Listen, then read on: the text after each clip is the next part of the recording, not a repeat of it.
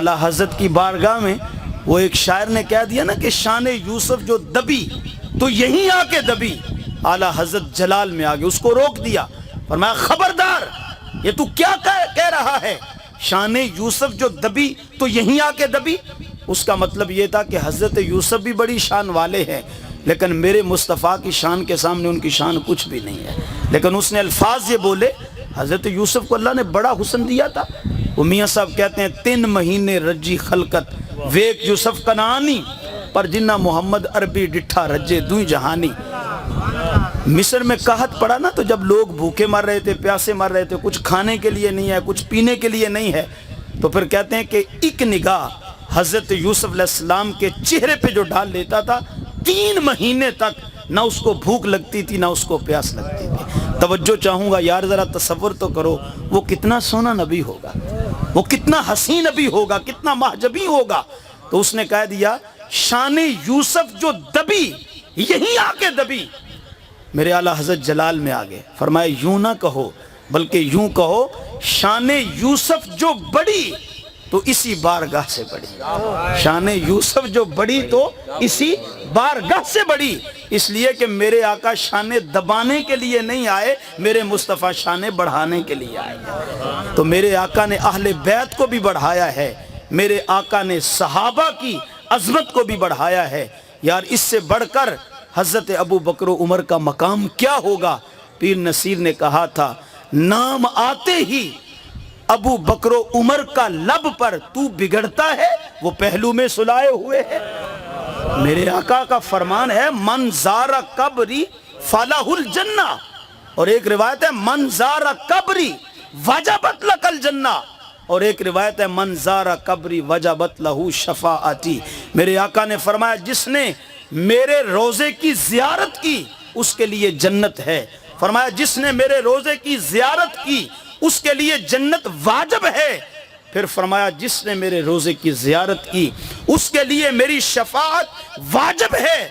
तवज्जो चाहूंगा यार, जो गुंबदे खजरा को एक निगाह देख ले उसके लिए मुस्तफा की शफाअत वाजिब है। जो गुंबदे खजरा को एक निगाह देख ले उसके लिए जन्नत है, उस पे जन्नत वाजिब है। क्या समझोगे अबू बकर उमर की शान को? अरे जो गुंबदे खजरा को देख ले उसके लिए जन्नत वाजिब है। जो 15 सदियां से उस गुंबदे खजरा में आराम कर रहे हैं उनका मकाम क्या होगा। शान सिद्दीक को फारूक दा की दसा कीता जिन्ना दा अल्लाह ने उच्चा शां सब्ज़े गुंबद दे अंदर जो बचती सी था कमली वाले दे यारां दे कम आ गई। तो ये वाक़या करबला जो है ये सिर्फ रोने रुलाने के लिए नहीं है, इसका तल्लक समझने समझाने के साथ भी है, इसका तल्लक समझने समझाने के साथ भी है। और मैं आपसे अर्ज कर दूं ये वो वाक़या है कि जिसके साथ हमारा अकीदा भी वबस्ता है और जिसके साथ हमारा अमल भी वबस्ता है। तो हमने इस वाक़या के तनाजुर में अपने अकीदे की भी इस्लाह करनी है और हमने इस वाक़या के तनाजुर में अपने अमल की भी इस्लाह करनी है। तो मैंने आपको पहले अर्ज कर दिया है कि ए ईमान वालो मदद मांगो सब्र से, मदद मांगो नमाज से।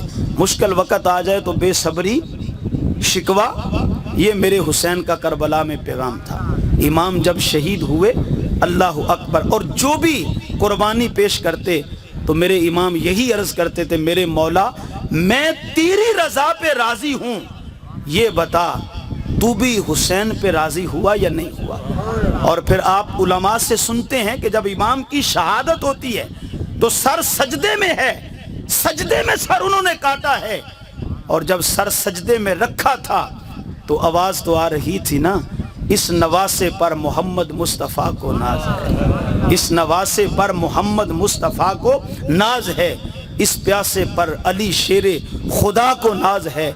औरों ने भी सजदे किए पर इसका अजब अंदाज है, इसने वो सजदा किया जिसको खुदा, जिस पर खुदा को नाज है, इसने वो सजदा किया जिस पर खुदा को नाज है। तो आज हम हुसैन की सीरत को बयान करके उनकी शहादत को बयान करके क्यों ना नाज करें, इसलिए कि उन्होंने ज़िंदगी आह वाली नहीं गुजारी है, उन्होंने ज़िंदगी वाह वाली गुजारी है।